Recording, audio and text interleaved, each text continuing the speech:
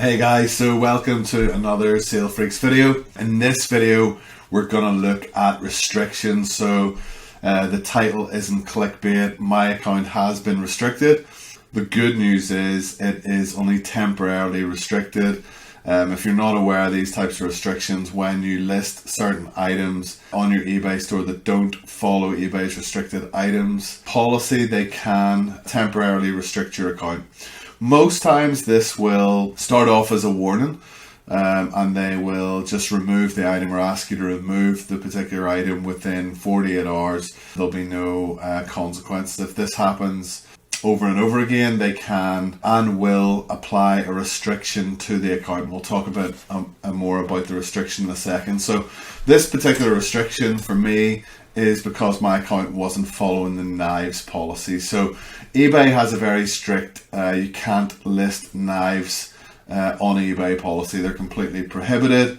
As you can see here, I'm not going to read everything, but the possession and sale of knives is highly regulated in Ireland and the United Kingdom. Most types of knives are not allowed to be sold in these countries. Please do not relist the item. Now, to be fair, eBay are allowed to do whatever they want to do. That is absolutely fine. If that's their policy, that's fine. But to say the sale of knives is heavily regulated in Ireland and the United Kingdom and most types of knives are not allowed to be sold in these countries isn't necessarily correct or 100%. You know, a lot of the time we use various different suppliers like to sell on eBay or to dropship on eBay.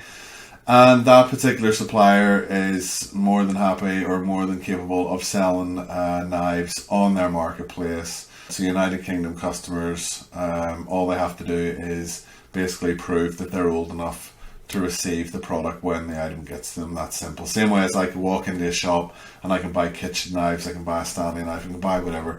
As long as they can see that I'm over 18 or maybe over 21 in certain cases, I'm allowed to buy a knife.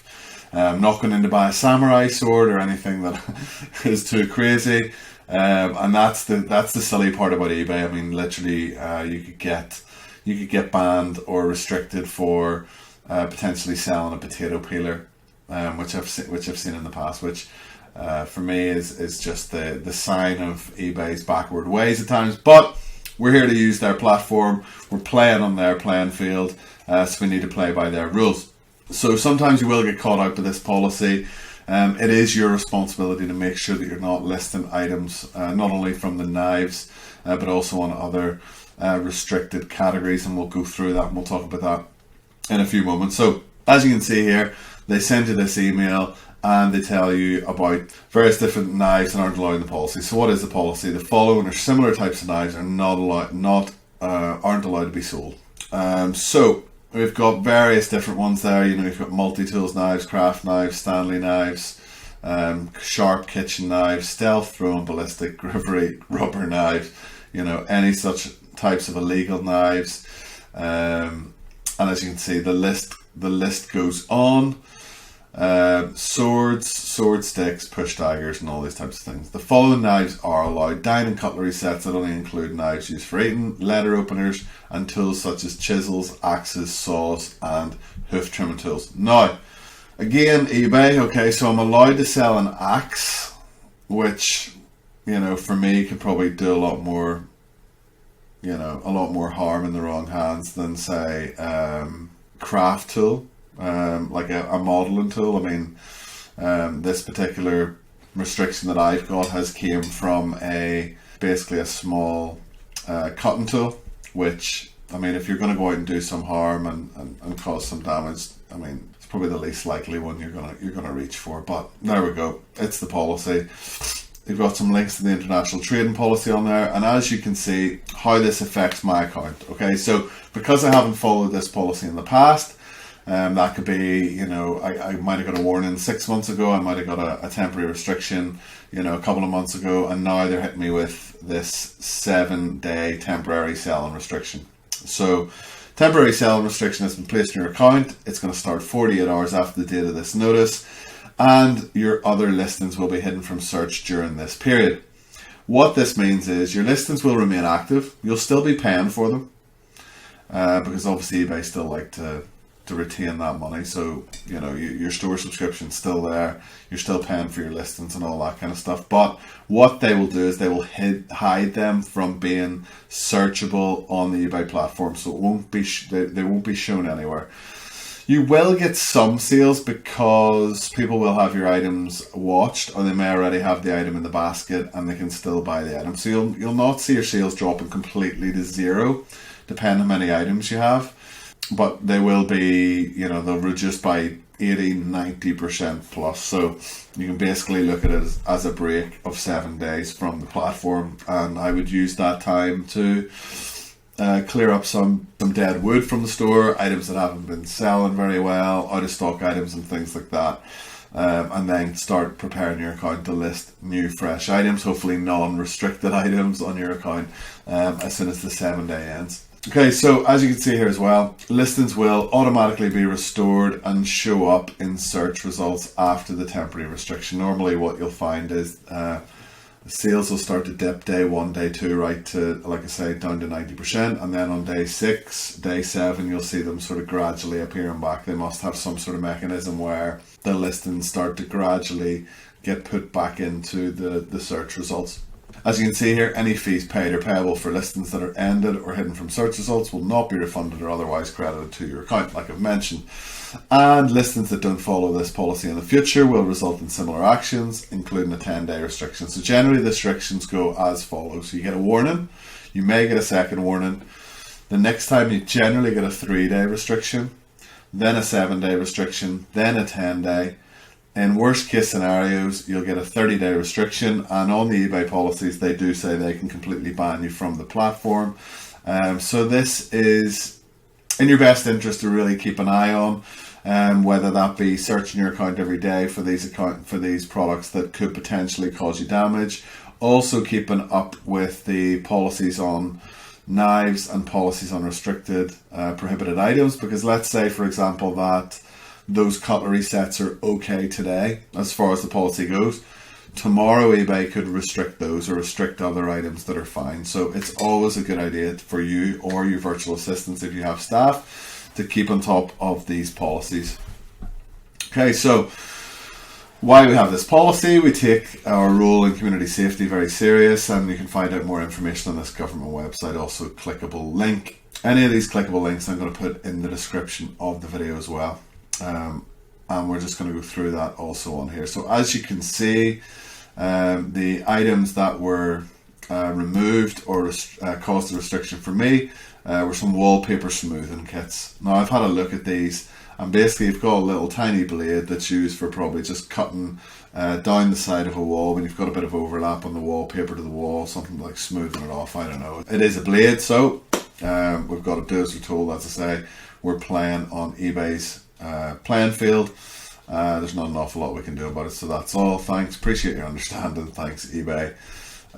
In some cases, if you feel you've been really harshly done by, and you look at the item and you think that this item actually doesn't break eBay standards on restricted items, whether that be a knife or whether that be another product, you can contact eBay and you can appeal this. But generally, they're very good at not making mistakes in this particular instance. So, moving on, let's have a look at the knives policy itself. So, like I say, I'll link this in the description. So, every restricted category has its own policy. As you can see, it pretty much just says all the things that are on the email. But it's worth having a read through this and going through the overall policies on restricted or prohibited items, and you can find that also in the customer service. And you can see you've got frequently asked questions, you've got all the prohibited and restricted items, as you can see there: airsoft rifles, alcohol policies, bullion, chance listings.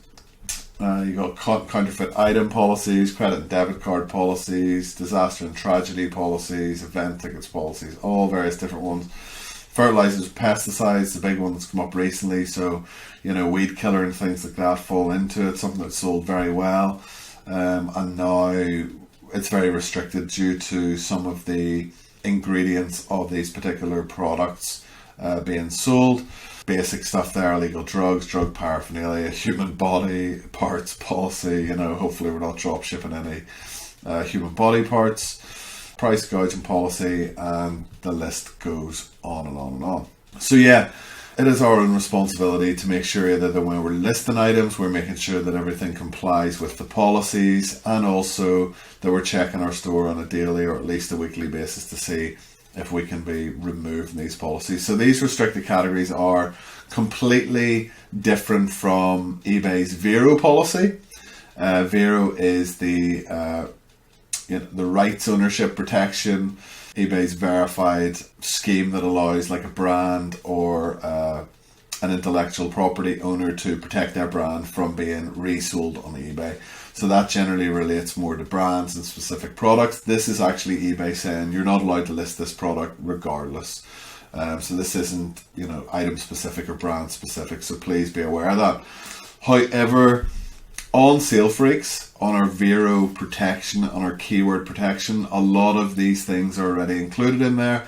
A lot of these things will be blocked from being listed when we check the ASIN from Amazon, which is pretty good. So we'll block a lot of these keywords. If we've got tobacco in there, you've got alcohol, you've got wine, you've got knives, you've got, anything. We do have a large database that will help block these items. However, like I say, you can have items that slip through the net, and certainly like this particular item that I've got restricted for, there was nothing in the title or nothing in the description that would suggest that there was a knife in this particular item. The only thing it referred to was a trimming tool. So I'm probably going to add trimming to my Vero exceptions, which I can do on Sale Freak, so I can add any more items that I want or any more keywords to my exception. So I'm going to add the brand, and I'm also going to add the word trimming to the keywords, and hopefully I'll avoid those in future.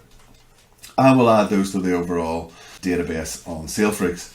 So in addition to all those blocks and also being able to blacklist certain products and things, we also have a new feature on Sale Freaks which allows us to restrict the categories altogether. So this won't involve any keywords, it won't involve the Vero blocker. This is us literally saying if you list an ASIN from this category and this URL, which is behind the scenes on these subcategories, it will physically block the item from being sold. So as you can see, we've got cooking and dining, kitchen tools and gadgets, and the last subcategory is kitchen knives. We go down the list there, you can see knives again, paintball and airsoft, knives and tools. Now, if you're aware of these policies, it's unlikely that you're going to be searching these very, very specific subcategories. But if you're only searching in a particular category, like doing a bulk scan of ASINs or using a locator tool, you might not go as niche into that category, which means those products could potentially be listed to your store. Unless you're listing single ASINs and taking care of every ASIN that you're listing, your account's always going to be at risk. So we do the hard work, and we are implementing all these restrictions to avoid items being listed in these categories. Now, if you go into your Sale Freaks account, you can review these categories through the locator, and you can see and review those restricted categories here. Now, if you see a category listed here that you think, no, I'm happy enough, I want to list in here, like grocery and gourmet food. There's a few food items that you're not allowed to list, and especially with our suppliers, with Amazon and things, that you can buy wine, you can buy beer, you can buy vodka, gin, spirits. So the whole category here is restricted, but you may wish to remove this and replace it with a more niche or a subcategory that only relates to alcohol, if you want to do that. Any of these categories can be removed. We can de-restrict these on anyone's account, and in turn, if there are any categories you wish to add, you can actually add the categories as well. Just message support, give them the URL to the Amazon subcategory, and say I wish this category to be restricted from my account.